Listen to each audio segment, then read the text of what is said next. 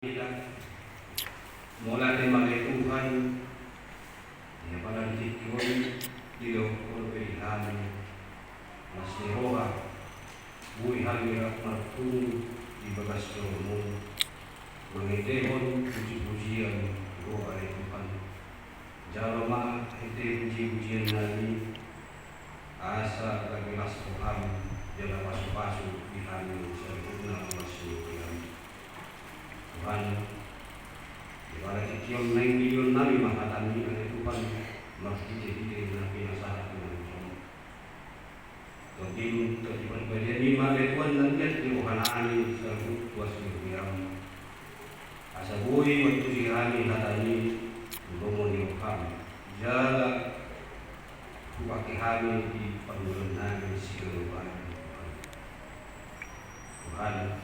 Sesa musanani Tuhan. Tamahan di macam pasu-pasu masuk. Bagi korenan Yesus Kristus Tuhan dan matangkan aku. Amin. Tutup Jamila menurut saberon di enet siang Yohanes 20 ayat 15 1 siang ujaha hormat di dalam sandungan asal mangan nasia Hidup Yesus mana Simon Petrus, Ale Simon, anak ni Jonas, umurong roham yau siang atau, jadi hidup matu ibana, olo Tuhan, dibutuh orang nirohak ulihok, jadi hidup Yesus matu ibana, parmahani ma anak ni hidup, dungi, nindang musema wajah halikon. Simon anak ni Jonas olong doroham diau jadi hidup matu di mana oleh Tuhan diboto olong nirohak uliho ini hidup matu di mana permahani ma akta hidup dungi hidup ma patul halibut di mana Simon anak ni Jonas Orang roham dia jadi masak marohan di Petrus ala patul ribut diok di mana orang roham dia jadi diok mati di mana salbutna ale Tuhan di boho kita tahu orang nirohak diok dungi diok Yesus mati di mana permahani ma akka diuk nah itu dulu na berkot tuh aturan kuposo peho koro makho sidirim laho manobot no mariroham alai mantua ho sunduk konamu matangamu jadi pokosan dinaleben maho jaga tu gununna maho tuna sohai laho mo ni roham alai madire sian hatana onteng di padu padu dana manang somot dia parmatena laho pasangapan debata jadi tung hidup somoni Dinda membentuk di mana lutan mahal. Saya akan bacakan di dalam bahasa Indonesia. Sesudah sarapan Yesus berkata kepada Simon Petrus, Simon anak Yohanes, apakah engkau mengasihi aku lebih daripada mereka ini? Jawab Petrus kepadanya, benar Tuhan, engkau tahu bahwa aku mengasihi engkau. Kata Yesus kepadanya, gembalakanlah domba-dombaku. Kata Yesus pula kepadanya untuk kedua kalinya, Simon anak Yohanes, apakah engkau mengasihi aku? Jawab Petrus kepadanya, benar Tuhan, engkau tahu bahwa aku mengasihi engkau. Kata Yesus kepadanya, gembalakanlah domba-dombaku. Kata Yesus kepadanya untuk ketiga kalinya, Simon anak Yohanes, apakah engkau mengasihi aku? Maka sedih hati Petrus karena Yesus berkata untuk ketiga kalinya, apakah engkau mengasihi aku? Dan ia berkata kepadanya, Tuhan, engkau tahu segala sesuatu. Engkau tahu bahwa aku mengasihi engkau. Kata Yesus kepadanya, gembalakanlah domba-dombaku. Aku berkata kepadamu, sesungguhnya ketika engkau masih muda, engkau mengikat pinggangmu sendiri dan engkau berjalan kemana saja kau hendaki. Tetapi jika engkau sudah menjadi tua, engkau akan mengulurkan tanganmu, dan orang lain akan mengikat engkau dan membawa engkau ke tempat yang tidak kau kehendaki. Dan hal ini dikatakannya untuk menyatakan bagaimana Petrus akan mati dan memuliakan Allah. Sesudah mengatakan demikian, ia berkata kepada Petrus, "Ikutlah aku." Demikian firman Tuhan. Salam. Aminang nari nalolaman ibadasan warni Tuhan Yesus Kristus.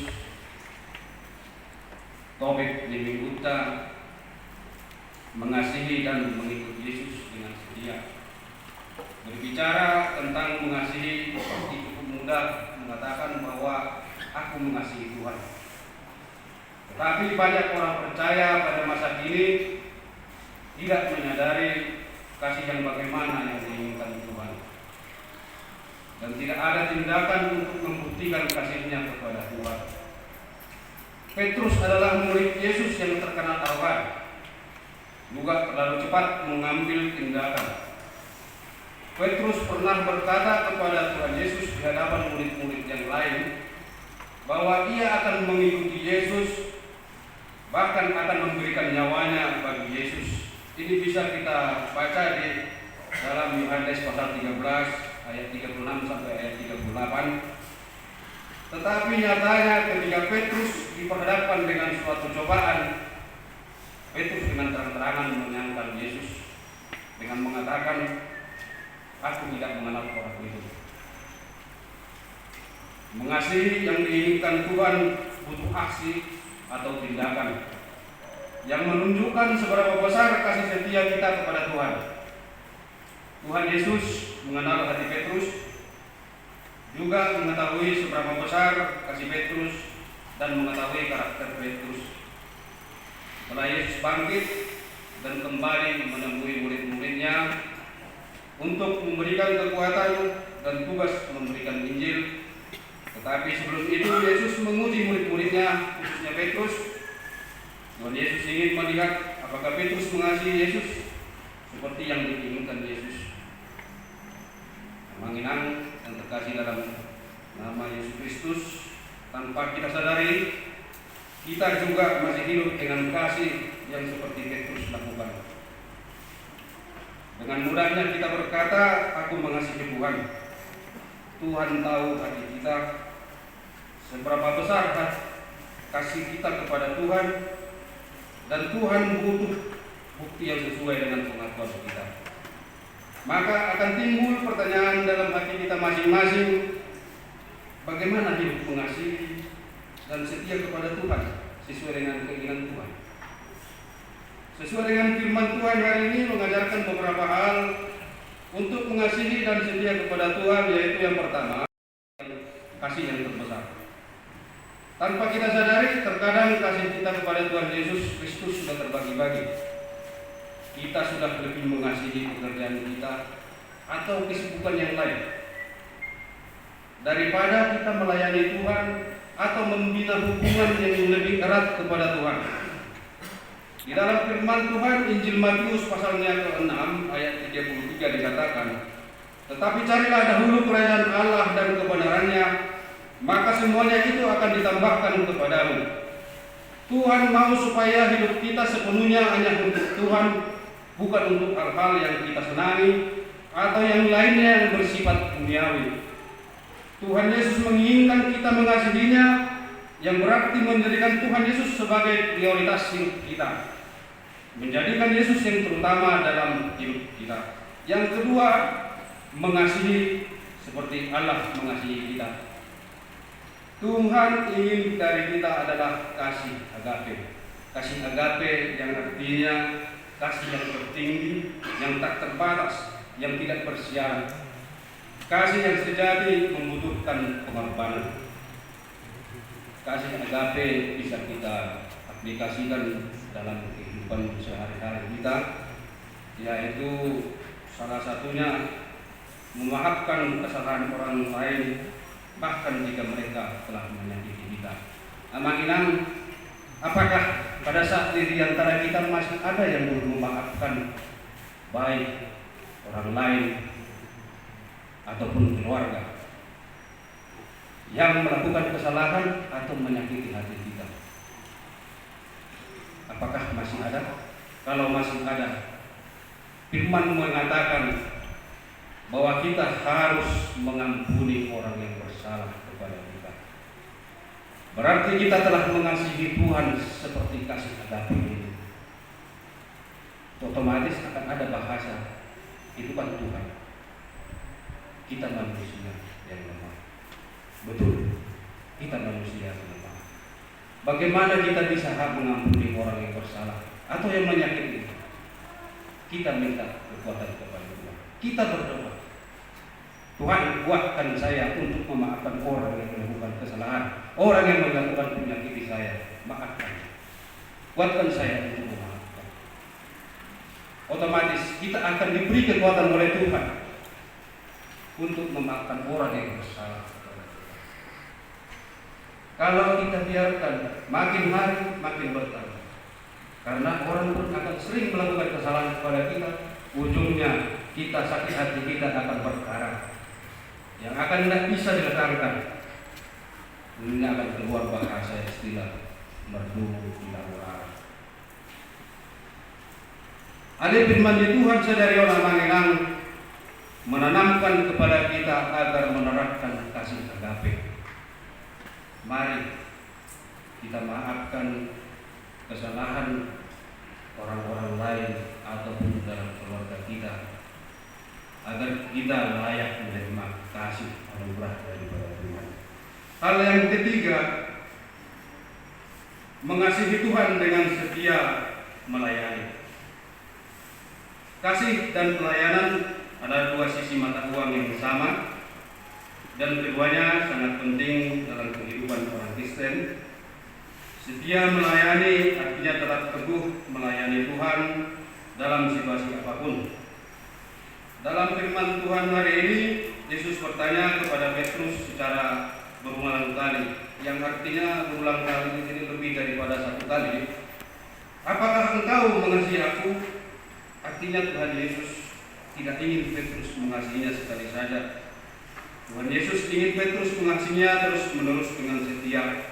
Begitu juga dengan kita pada saat ini mengenang yang seperti tadi yang tidak mengampuni orang yang bersalah. Kita harus berulang kali menunjukkan kasih kita kepada Tuhan. Kita mengampuni orang yang bersalah kepada kita, yang menyakiti kita, sama dengan menunjukkan aksi kita bahwa kita mengasihi Tuhan. Jadi akan terbukti bahwa kita mengucapkan tadi, aku mengasihi Tuhan.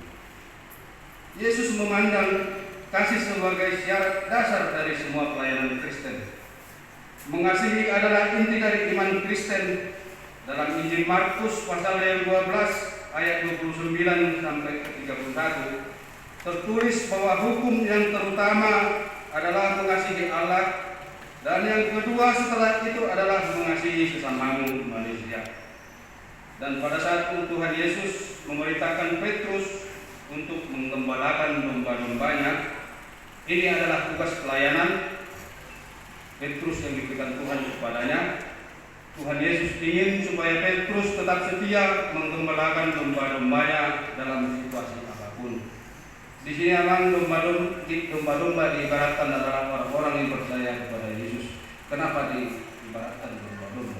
Karena domba-domba itu cenderung itu mau tertarik dengan hal-hal yang baru bagi dia, yang sering memisahkan diri dari kawanan liar. Maka diibaratkan orang-orang yang percaya, termasuk kita semua di sini, diibaratkan domba-domba karena kita cenderung tersesat. Makanya diibaratkan di sini untuk menggembalakan domba-dombanya.